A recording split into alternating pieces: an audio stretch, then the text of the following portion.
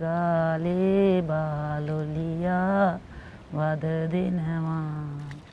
சாதாரணமாக அந்த புத்தளம் டிஸ்ட்ரிக்டே பொம்பளையில் நான் ஒருத்தி தான் கடலுக்கு போகிறது. நம்ம சின்ன வயசுல ரொம்ப கஷ்டத்தில் வாழ்ந்துருவோம். அதனால் நாங்கள் தொழில் கடல் தொழிலுக்கு இறங்கணும்னு சொல்கிறோம். ஆர்வம் எனக்கு.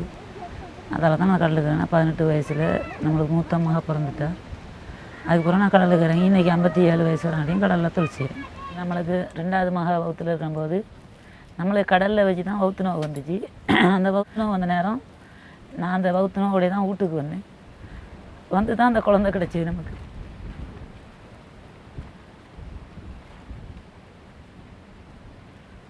அதுதான் நம்ம கஷ்டமான தொழில். வேறு எதுவும் நம்ம கஷ்டம்னு சொல்லிக்கொள்ள இல்லை. நயமாக தொழில் நடக்கிற நேரம் சாப்பாடெல்லாம் எடுத்துக்கிட்டு சாருக்குள்ளே சாப்பாடு எடுத்துக்கிட்டு நோன்பு திறந்துட்டு சாப்பிட்றதுக்குள்ளே சாப்பாடு எல்லாம் எடுத்துக்கிட்டு தான் கடலுக்கு போவேன். நான் ரேடியோ கொண்டு போவேன். கடலில் பாங்கு சொல்கிறேன். நோன்பு திறப்பேன். தாங்கிட்டு போகிறேன். பாங்கு சொல்லுவாங்க. நோன்பு திறந்து அங்கனே கம்பெனி நோன்பை திறந்துட்டு கஞ்செல்லாம் குடிச்சிட்டு அதுக்குள்ளே தாங்கிட்டு போய் தான் வாழ வைப்பேன். வேறு ராவையில் போகிறது வர்றது நடக்கிறது கொள்றதெல்லாம் எல்லாம் கேட்பாங்க. ராவையில் சாமத்தில் தாங்கிட்டு போகிறீங்க அங்கே நான் 1 மணி 12 மணிக்கெல்லாம் வீட்டுக்கு வருவேன். அந்த மாதிரி வார நேரம் உங்களுக்கு பயங்கள் எந்த பயமும் இல்லை. இப்போ நாம் சின்ன வயசில் கடலுக்கு போகிற நேரம் நாம் என்னத்துக்கு பயப்படுவோம்? 4 ஆம்பளை நம்மளை மறைச்சி கொள்ளுவாங்க.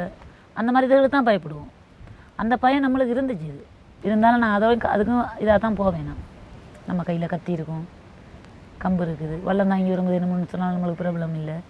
மனசால் வர்றது தான் நம்மளோட தைரியம். அது இனி யாரும் குழந்தை கொடுக்குறது நம்மளோட உடம்பாலே நம்ம ஊறுனது தான் தைரியங்கிறது.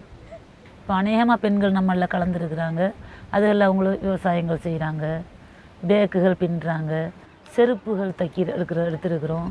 இந்த மாதிரி ஒவ்வொரு இதுகளில் ட்ரெயினிங் எடுத்துகிட்டு போயிட்டு மாசி செய்ய, ஜோக்கட் செய்ய, இந்த மாதிரி இதுகளை நாங்களும் எடுத்து பெண்கள் எடுத்து இப்போ செய்கிறோம்.